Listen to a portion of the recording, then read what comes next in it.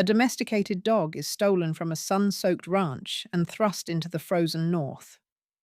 Beat. Will comfort, or emphasis is instinct, decide his fate? From Santa Clara sunlight to Klondike shadows, picture Buck, a powerful St. Bernard Scotch Shepherd mix, ruling Judge Miller's estate in California. Beat. He lounges on the veranda, swims in the irrigation ditch, and trusts that human hands mean food and affection. Beat. Then, in 1897, the year gold fever seizes the world, Buck is betrayed by the gardener's helper, sold into the brutal Yukon dog trade, and clamped into a crate with nothing but rage for company. Beat. On the long rail journey north, a club smashes across his muzzle. The man in the red sweater teaches Buck the law of club and fang, a lesson that hovers over every future choice. Beat. London uses this initiation to explore power's raw edge. Civilization offers comfort, yes, but behind it stands force. Beat. Buck senses an ancestral memory stir, some faint throb of wolves under moonlight, a emphasis call that he does not yet comprehend. Arriving in Skagway, he's bought by Francois and Perrault, experienced male drivers who respect canine strength. Buck meets the other sled dogs, Placid Billy, Cunning Joe, and Fierce Spitz, the lead. Beat. The trail to Dawson is a blur of ice-blue rivers, cracking whips, and luminous auroras arching above the white silence. Buck learns to sleep beneath snow, to steal food without shame, to read the mood of humans who themselves teeter between camaraderie and cruelty. Beat. Theme pulses. Adaptation equals survival. London describes it not as moral improvement, but as regression, or progression, to primordial traits latent in muscle and marrow. Each hardship shaves away domestic softness. Buck's senses sharpen. His body hardens into a lupine engine built for speed, endurance, and dominance. Trials of leadership and the law of club and fang. Beneath the Arctic night, rivalry with Spitz ignites.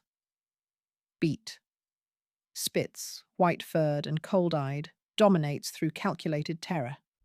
Buck, fired by growing confidence, refuses subservience. Beat. 1,000 minor provocations crescendo in a moonlit battle beside a frozen lake. Blades of frost glint on Spitz's fangs. The pack forms a silent ring. Beat. London stretches the duel into a ritual dance. Lunge, feint, lock, retreat.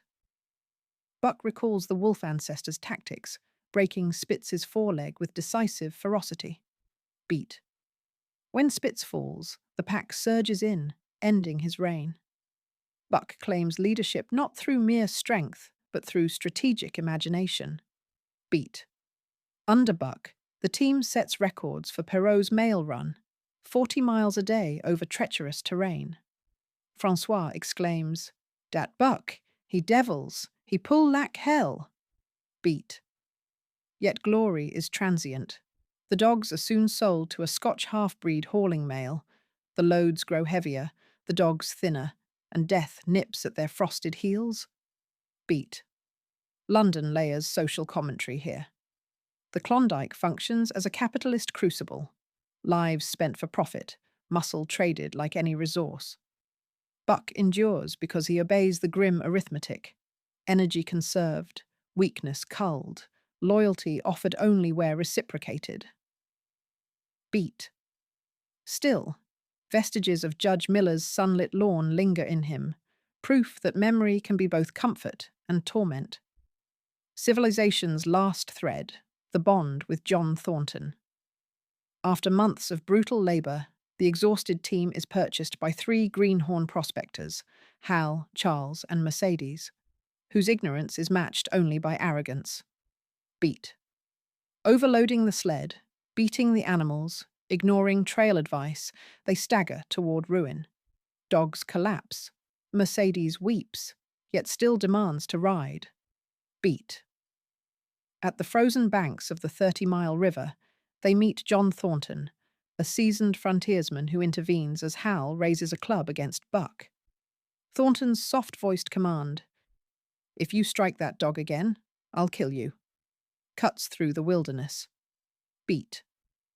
Buck senses in Thornton not weakness, but a deeper strength, forged from respect for life's feral pulse. Beat. Thornton nurses Buck back from starvation. A partnership grows, more intimate than the transactional bonds Buck has known. Beat. He leaps off cliffs on Thornton's command, hauls a 1,000-pound sled in a pub wager, and saves his master from rapids. Deeds born of adoration, not fear. Beat. London poses a profound question. Is love an evolutionary asset or a civilizing chain? Beat. While Buck's devotion elevates him emotionally, each act of loyalty also tethers him to humanity, delaying his rendezvous with the wild rhythm drumming in his veins. Answering the ancient drumbeat. During hunting trips with Thornton's partners, Buck roams alone for hours. In the hush of spruce forests, he encounters a timber wolf. They circle, sniff, then run side by side. Beat.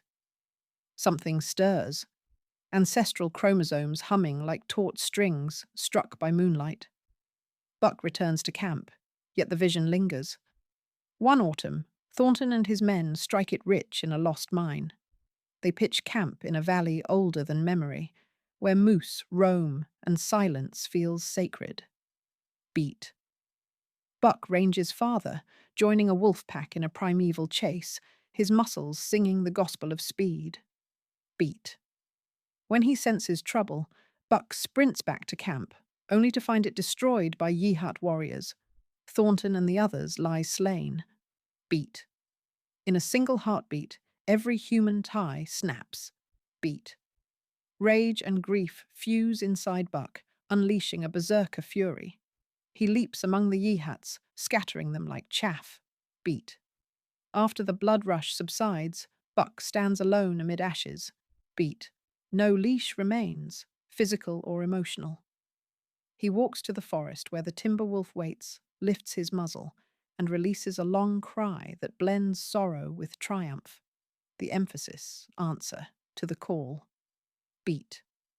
Buck becomes legend. Ghost dog of the Yukon, leader of a wolf pack that raids Yihut villages and haunts silent valleys. Beat.